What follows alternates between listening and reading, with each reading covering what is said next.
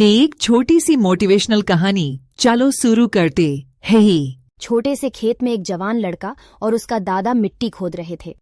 वे मिट्टी को पलट रहे थे, उसकी गांठों को तोड़ रहे थे ताकि मिट्टी उस वर्ष की बुवाई के लिए अच्छे से तैयार हो सके। उस काम में काफी कड़ी मेहनत थी, लेकिन उनके सभी प्रयास एक अच्छी फसल प्राप्त करने के लिए आवश्यक थी। बूढ़ा आदमी अपने 70 की उम्र में भी अच्छी तरह से कड़ी मेहनत कर रहा था। हाँ, थकान से वो काफी हद तक हाँफ रहा था।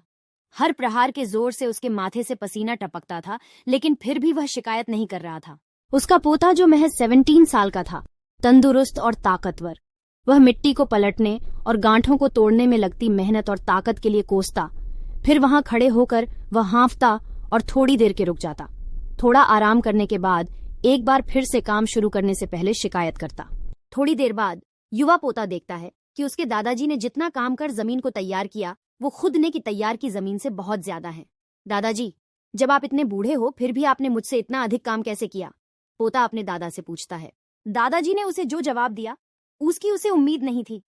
जब हम किसी काम को मुश्किल मानते हैं और उसके बारे में ज्यादा सोचते हैं तो सच में मुश्किल हो जाता है, और हम बिना सोचे जब उसे करते हैं और करते ही रहते हैं तो वो आसान हो जाता है।